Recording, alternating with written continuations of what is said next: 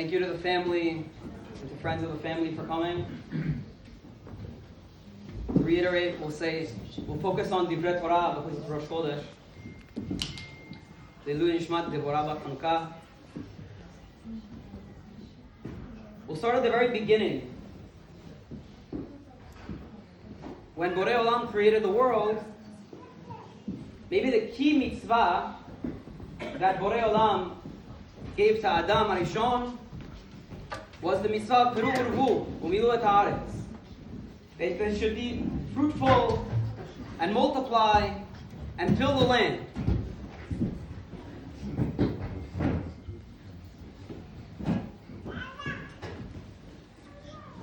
On the surface, you'd think that mitzvah is enough. You create human beings, you tell them to be fruitful and multiply and fill the land, and hopefully everyone will be good, will do good, they'll create a decent society, and the world could go on living in, recognition of God and goodness. Of course, that didn't happen. What started with the mitzvah of Peru Urvu, on a standalone basis, the mitzvah didn't work. Because very quickly, humanity deteriorated, and we had the Devorah Mabul, a flood that has to undo everything. And then once again, Noah gets off of the teva, and once again he's given the mitzvah of Peru Urvu Milu et Haaretz. He should be fruitful and multiply and fill the land. And even that generation, he gets a couple of other mitzvot, very basic mitzvot, and even that generation they failed. That generation, Dora Palaga, they rebel against HaKadosh Baruch Hu. So this mitzvah of Peru Urvu, it needed an upgrade. So Borei Olam starts to look for a person who's going to upgrade on this mitzvah, and we can go from societies that fail, like the Devorah Mabul and Devorah Palaga, and maybe create a society that will succeed. So who does HaKadosh Baruch Hu find? He finds Avraham Avinu. Now many people don't know this, but the pasuk is very explicit as to why HaKadosh Baruch Hu chose Avraham Avinu. The pasuk says, Ki yedativ, for I know Avraham, leman asher yitzaveh et banav ve'et beto acharai, v'shameru acharav v'shameru derech Adonai, la'asot tzedakah u'mishpat. I know Avraham, that what's unique about him is that he is going to teach his family, his sons and his family after him, to go in his way, to do justice and righteousness. So the reason HaKadosh Baruch Hu chose Abraham was because Abraham wasn't only going to do the mitzvah of Peru Urvu. He was going to upgrade that mitzvah, and he was also going to educate the children that he brought into the world. See, the Goyim, at the same time of Abraham, they didn't see this concept, this need to educate their children. That was a chidush, that was a new thing that Abraham introduced into the world, that you bring children into the world and you educate them to be good. To us it sounds obvious, but that was Abraham's chidush to the world. In fact, I have a proof from Purim that the Goyim, they didn't see their kids as things to mold and bring in the way of God. The Goyim, they saw their kids as assets. They saw their kids as reflecting their wealth. What does Haman say? He wanted to show off to Esther. He wants to show off to Esther, and he says,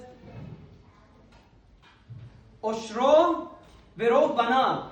He wanted to show off his wealth and how many sons he had. Because to the Goy, who's not focused on educating your children, the children are meant to serve you. In a society that worked the field, more children just meant more child labor that they could use. More children meant more wealth. I am more wealthy because I have more kids. But there was never an obligation to teach the children until Abraham came along. He showed the world that that's what children are for, to teach them something. And of course, Abraham's chidush to the world finds expression in one of our most basic mitzvot. They have to teach your children the Torah. So we have, at the beginning of the Torah, the mitzvah to have the children. Then, with Avraham Avinu, we were introduced this concept of teaching children. Because having children alone is not enough. They need to be taught in the way of tzedakah and mishpat. But then there's a postscript to this mitzvah. The postscript to the mitzvah is from Parshat Yitro, when the Torah gives a commandment not to the parents but to the children. That's the mitzvah of kabed et avicha v'et imecha, or as in Parshat Kedoshim it says, Ishimo ve'aviv tirau.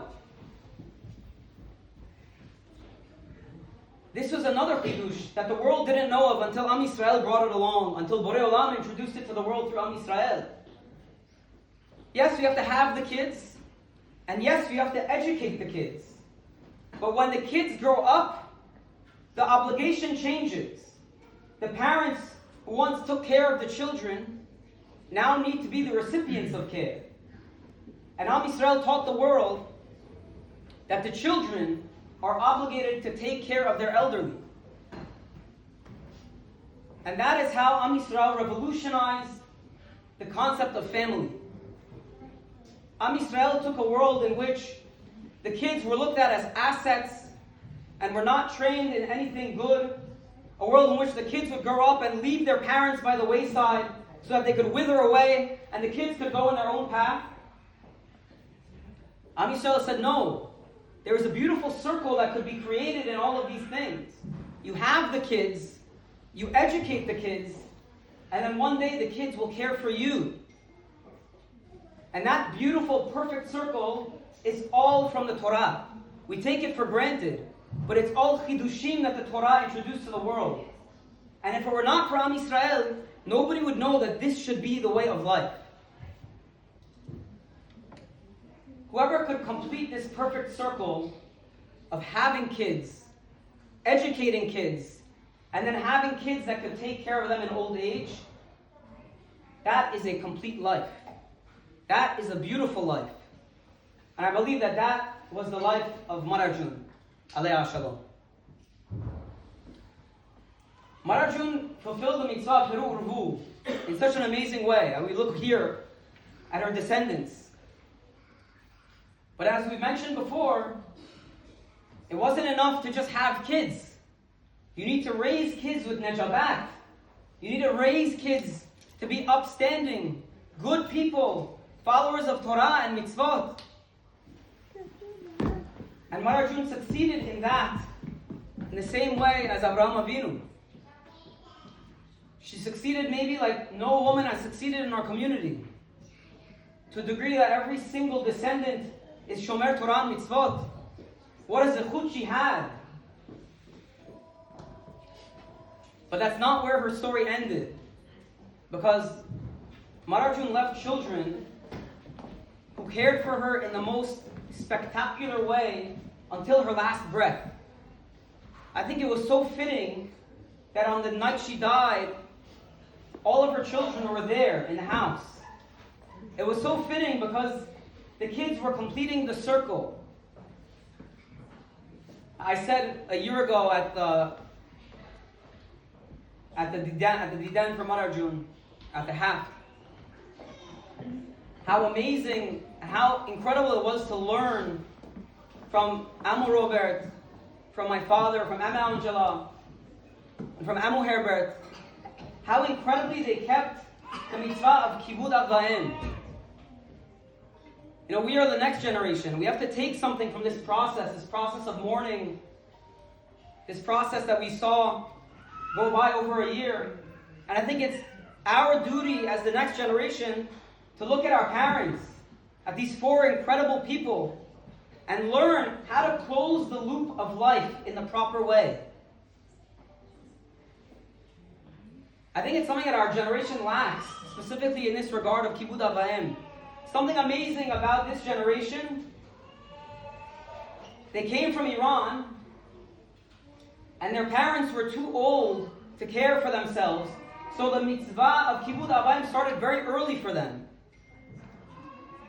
So people like my father, Amor Robert, and many of the other men in this room, they built businesses. They took care of the previous generation, took care of their wives, and then took care of the next generation, all at the same time. I always find it amazing that Amor Robert, my dad, and Amor Robert, they built Madarjoon's home before they had a home of their own. Would any of us in our generation make sure that our parents are financially okay before we take any luxuries or we enjoy any of the comforts of life? There's barely anyone in our generation that spends a nickel on their parents. Most of us are reliant on our parents still. But their generation did exactly the opposite.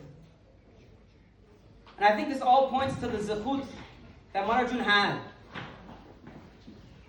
She closed the loop in such a perfect way. She represented such a beautiful life of Torah because she had kids. She educated those kids, and then those kids took care of her as well. Be'ezrat Hashem, we should learn, all of us, descendants of Madarjoon, we should first of all learn from our parents what it really means to do Kibud Avayim, what it means to sometimes maybe sacrifice on our own comforts so that our parents could be a little bit more comfortable, especially as they age. And Be'ezrat Hashem, we should have the zechut to live a life like Madarjoon that's so perfect and so complete. Thank you very much.